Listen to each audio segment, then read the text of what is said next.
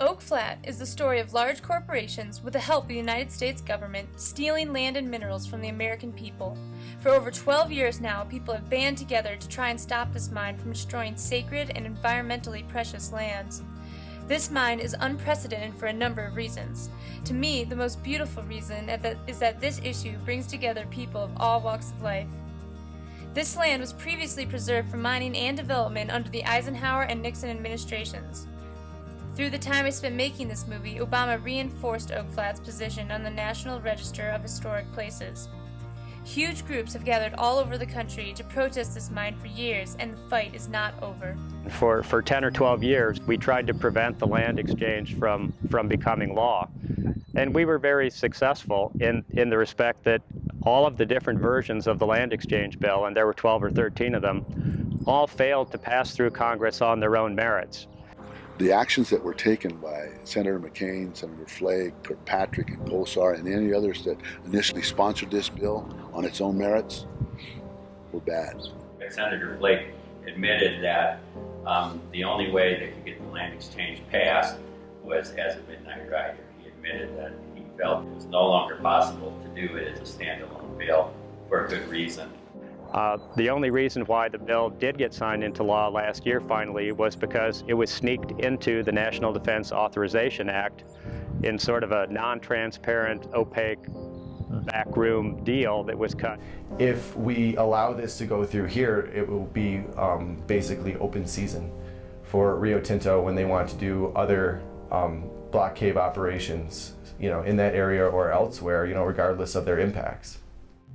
Around 2003, two of the world's largest metal mining companies, Rio Tinto and BHP Billiton, formed a wholly owned subsidiary called Resolution Copper, which seeks to build a huge mine in Tonto National Forest.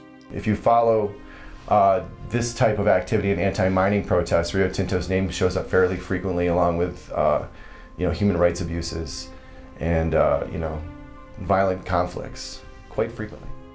This land exchange, Section 3003 of the National Defense Authorization Act of 2015, is the first bill that gives Native American sacred sites on public lands to a foreign mining company. It's the largest loss of public climbing opportunities in the history of the United States and would destroy some of the last riparian ecosystems in Arizona, all for the profit of two foreign companies at the expense of all of us. One of the early CEOs of Rio Tinto, of Resolution Copper, called block cave mining as an upside-down open pit, until his PR people told him never to use that term again. So we use it all the time. So what they would do, they would start at the bottom of that ore body, and they would create a series of tunnels, and then they would blast the ore, and the ore would collapse basically into these tunnels. For years, Rio Tinto insisted there would be no subsidence, that you wouldn't even know the mine was there. Now they finally admit that the subsidence would be a crater 1.5 miles wide and 1,000 feet deep. The economic aspects of this issue are mind-boggling. Outdoor recreation provides over $10 billion a year to the state, whereas all of mining contributes less than half that much. In terms of employment as well, half as many people are employed in mining as they are in outdoor recreation. As mayor and involved in regional councils and things of that nature, I was aware. I started taking account of all the other communities in the mining region. And what I saw was just a continued depleting of those revenue sources and the services rendered because of the lack of revenue to their citizens and to their residents. The General Mining Act of 1872 allows mining companies to take hard rock minerals from public lands without any royalty payments to taxpayers for environmental restoration projects.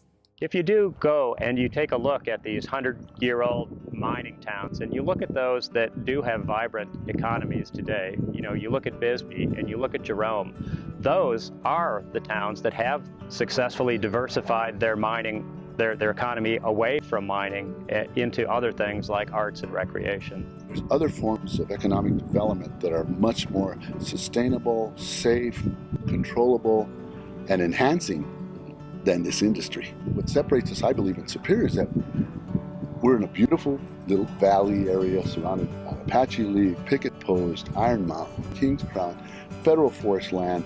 It's a nice little community. This campground is fantastic, and it's free. After this bust cycle, if Oak Flat is decimated, and we have a 1,000-foot deep crater where I'm sitting right now, and there's 1.6 billion tons of toxic material piled on the other side of the town, they will have no chance at that point to diversify their economy to anything else. Superior will truly be screwed.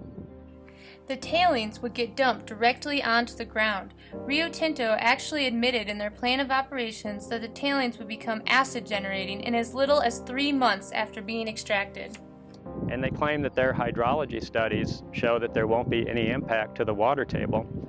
They approved a 7,000-foot shaft when at 5,000 feet deep they ran into an underground river that was 175 degrees Fahrenheit flowing at 500 feet per minute. They themselves had to stop digging shaft number 10 for a year. The cooling facility that they had built for the entire mining project is now being solely dedicated to this one shaft. So they don't understand the hydrology themselves. So when they say we're not going to affect the water table, how can we believe them? They don't even know what's going on down there.